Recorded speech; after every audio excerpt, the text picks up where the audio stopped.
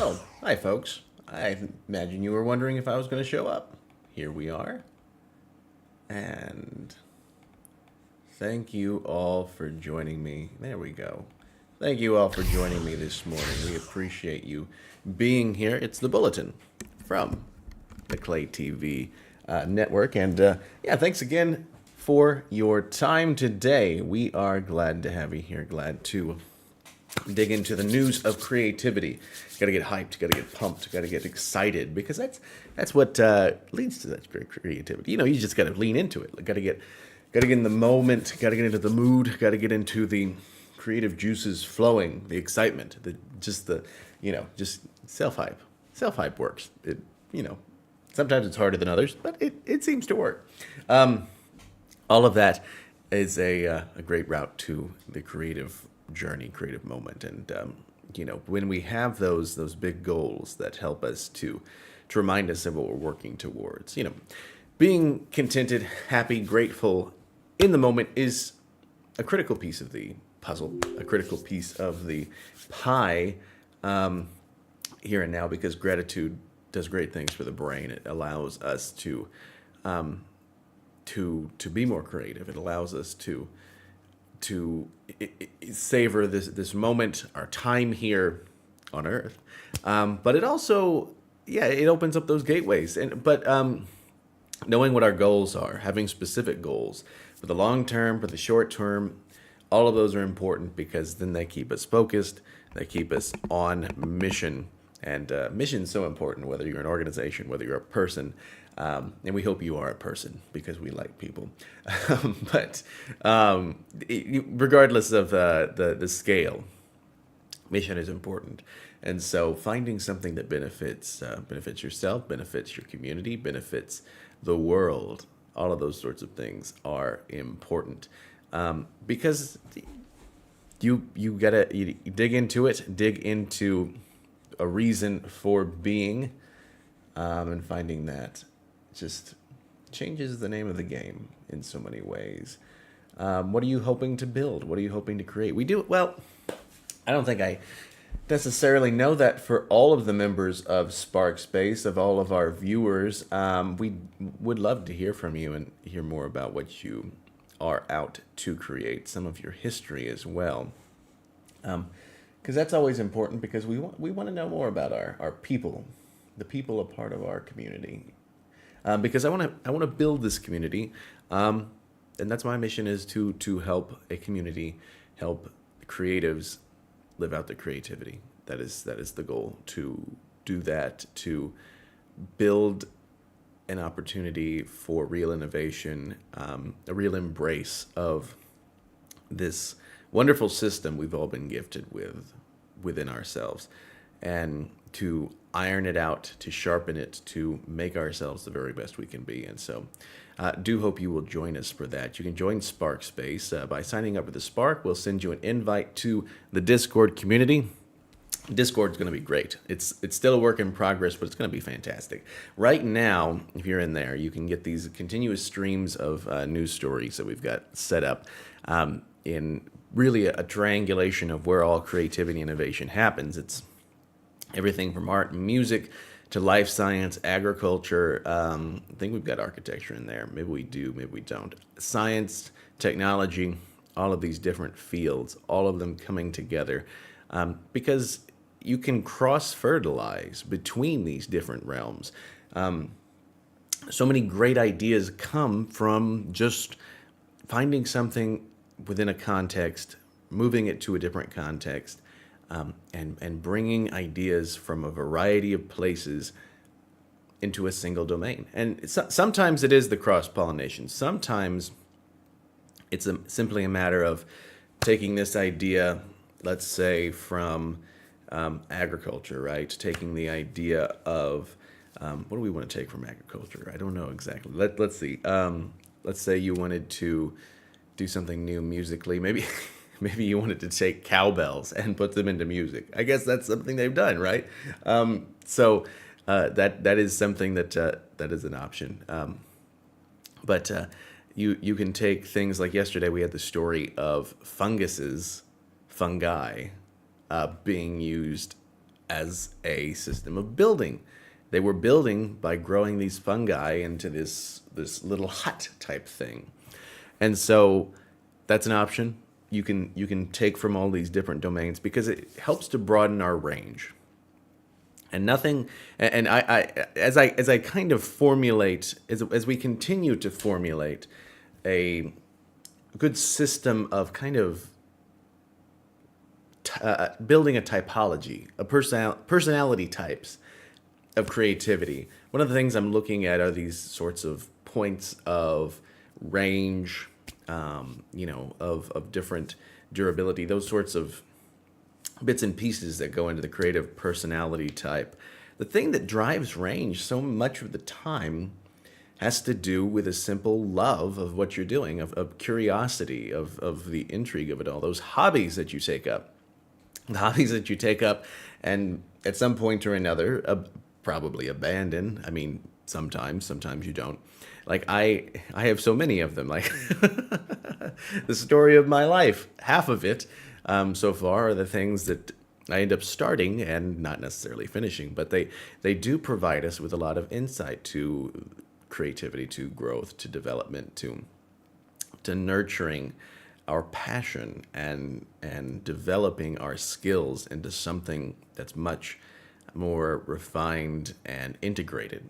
When looking at this very diverse world of diverse problems, diverse opportunities, those sorts of things all playing together in the situation, the atmosphere of our current moment. And so you have an opportunity to develop yourself into finding a wonderful edge. And you find that echoed by people like David Epstein in his book Range. I know I've mentioned it in the book or in the on the program before.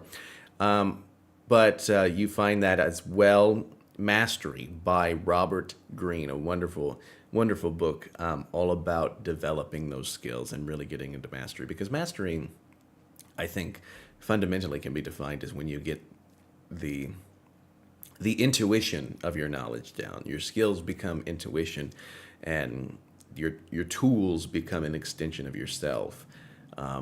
That's how well you know them. And so that's the goal of that book. And one of the things that he mentions simply is that the future belongs to those who learn a variety of skills and combine them in creative ways. And I think that's a very important thing. You can forge your own path, either by developing an entirely new discipline, or forge your own path by developing, a new form of a current discipline, innovating on a current discipline, and just making it your own.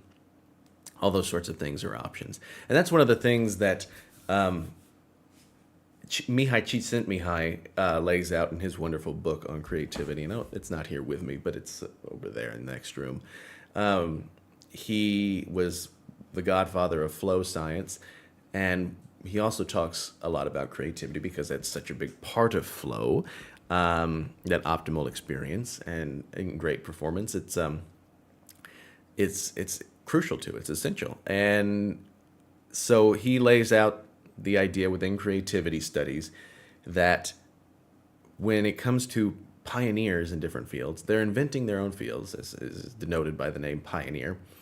But there wasn't anybody before Freud or Jung when it comes to being a psychoanalyst. They had to create their own domain because they were developing this science, this field, this occupation then. And so when it comes to those sorts of things, don't be afraid to start building something new, to develop something new. Because if you try something new, you can etch out, pioneer a whole new array of opportunities and the like to come after you as well. And not to say that that's my grandiose plan, but I will say that the idea of that has been an inspiration to me as I work on our creativity coaching services from the Spark, from Clay. And go over to clay.inc, clay.inc. I'd love to hear from you, because what you can find there are our creativity coaching services. And you can set up a free consultation with me, and we will chat and we will look into it. We'll discuss your creative goals, what your creative hurdles are that you're struggling with right now. We'll get into the weeds of what your creative process looks like. Where do you find these features of, where does the influence hit and the ideation start? Where are you most effective when it comes to like executive function, putting things together. And believe me, I've been one to really research these sorts of things because as somebody with executive function, I don't know if it's disorder. It's one of those things. It's one of those parts of ADHD. It's putting the pedal to the metal and really the putting the rubber meeting the road. All of these sorts of things. It's something I'm continuing to actively research and continuing to actively develop. And we hope you will join us and work with us on those sorts of things, because creative blocks, familiar there, juggling too many projects, those sorts of things, all of those sorts of things are part of it. And who knows, perhaps down the road, this is one of those things. I'm looking to, of course, always looking to the future and thinking, this is something where when we start helping people, when the word starts catching on, we can bring on other creativity coaches. We can train other people in developing this applied science of creativity towards developing a fuller and more robust team to help instill the creative spirit, the creative mindset that's responsible for all of it into people. And so I often end up talking far at length beyond the kind of confines that I should limit myself to when it comes to the little spiel about creativity coaching. But go to clay.inc. We want to hear from you. I want to hear from you, and we will work with you. And join Sparkspace, because we're going to have a great team there, a great group of people to come up with new ideas and develop something new together. In the meanwhile, news today, Sam Altman has released another big project, and it's growing pretty fast by the looks of things. And that is the WorldCoin. The WorldCoin. And so that is the cryptocurrency that he has developed, co-founded, and it's experiencing a rally within its first day of trading. Prices got as high as $358 from its initial price of $170. It was resting at $252 as of 11:12 a.m. in London. Let's see. Here in America, that would be earlier this morning, but much earlier this morning. And so the coin is authenticated basically by having individuals scan their eyeballs. That verifies their digital identity, that verifies their personhood, and this is how they determine the identity of a person, that they can assign this unique world ID, as they call it, to an individual.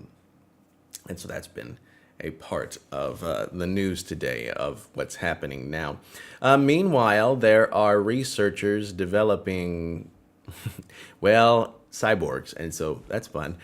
This is from Australia's National Intelligence and Security Discovery Research Grants Program. That's a mouthful.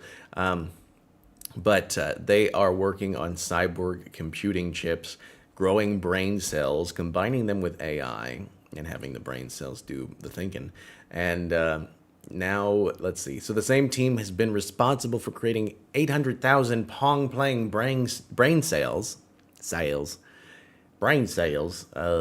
within a dish that was secured, residing in a dish. Let me start over. The same team responsible for creating 800,000 Pong-playing brain cells residing in a dish has secured funding from Australia's National Intelligence Security Discovery Research Grants Program. That's what I'm talking about. Okay. Interesting story there. No doubt when those sorts of things come together, we're talking Neuralink, we're talking all of these sorts of different companies where, well, we say the rubber meets the road, but in this case, the chips meet the brain cells and enter our heads and change humanity. It's worrisome, but it's also interesting, I think. We'll have to see how it goes. Meanwhile, we're looking back at the people who witnessed the first atomic bomb tests. You can check out that story on the Spark. Go to news.clay.inc, and you will be able to check out the latest edition there and see a bit of a look at history, what the first-hand accounts were of that awe-inspiring, terrifying, somewhat beautiful experience of witnessing atomic bomb tests. Thanks for joining us, everybody. We appreciate your time. Hope you'll tune in again. And until next time, you can check out the Spark for all of your creativity news and headlines. Head on over to clay.inc, and you'll be able to sign up there, and we will be telling you more about creativity tips and the like as we begin to roll out some more content from our newsletter here in the days to come. Thanks again, everybody.